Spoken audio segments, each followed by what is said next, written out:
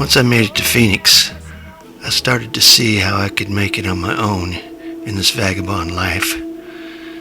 If I was smart about it, I'd never have any responsibility, never have a job I didn't want. And let's not forget, traveling has its advantages. You get to know the ladies. Any town in which you're traveling, there's always the feminine equation. Those that want to help you, those that want to tie you down, and those that want to save you. If you don't mind a little duck and cover, the ladies will treat you right, give you the things you need to get by.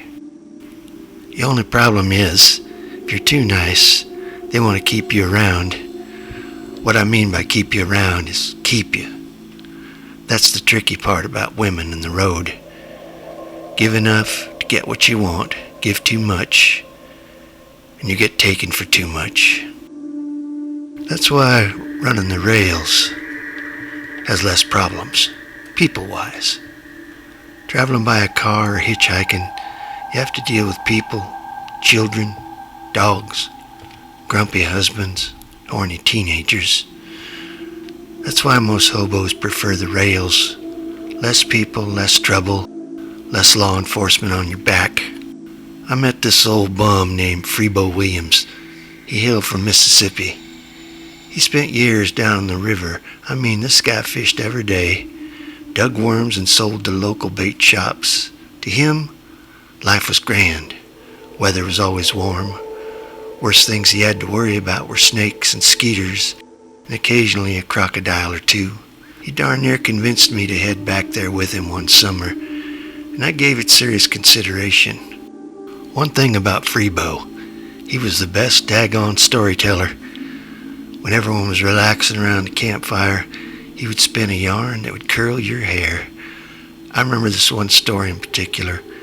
He'd gotten a job at a bait shop, so he was in and out of the back of the shop all day, stocking it with crickets and worms and whatever else they do at night.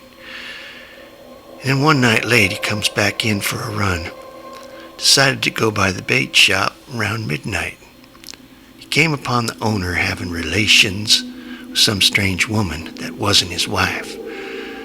I guess he startled them, so the owner of the place decided to pay him off, but not with money. Poontang. He offered this girl up for an hour of pleasurable service. Freebo, being a shy man, would have none of it. This in turn pissed the owner off. So the guy pulled a gun on Freebo, tried to strong-arm him to keep him silent. Said he'd kill him right then and there. So Freebo decides to take him up on the offer and spend an hour with this woman. He thought he had Freebo by the short hairs, but he didn't know Freebo at all. Freebo spent that hour talking to the woman about how they could fleece the slob and leave him flat. Freebo knew the combination of the safe from weeks of watching the old jackass while he was drunk. Later that week, on a Tuesday I believe it was, in the evening, he and the woman broke into the back of the store and robbed the prick of everything he had, which came to about $2,312, which he and the girl split down the middle. After a little tang and false promises, Freebo headed for California. The girl headed back to Maine, where she was from. And the owner, he did nothing, because Freebo had information that would ruin his family. So everybody got off scot-free. And Bo took an opportunity for poontang and turned it into cash. Well, I could go on forever telling stories about the road. When do I get my $10 for telling you all this stuff? Half hour's just about up. Okay, I'm going to give you the $10. There's one thing. In all of your travels, did you ever run across a guy called Salvador? He wears a black bandana and has a cross on his right thumb. What do you want Sal for? We heard he is a great storyteller, and we'd like to get his thoughts on tape. Sal ain't one for surveys and shit. But if I see him back at the ring, I'll send him over. Where is the ring? Ain't nobody here gonna tell you that. Well, thanks for sharing your story and nice meeting you. Appreciate it. You take care. This is a good lead. I want you to send someone to follow him. See if you can't find the camp, but hang back and be careful. You might get your throat cut.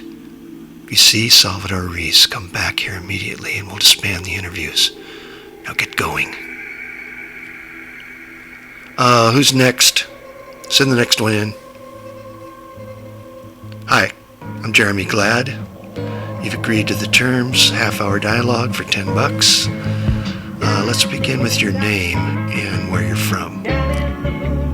Yeah, my name's Harvey Peach. People call me Pitt. I'm from Little Rock, Arkansas.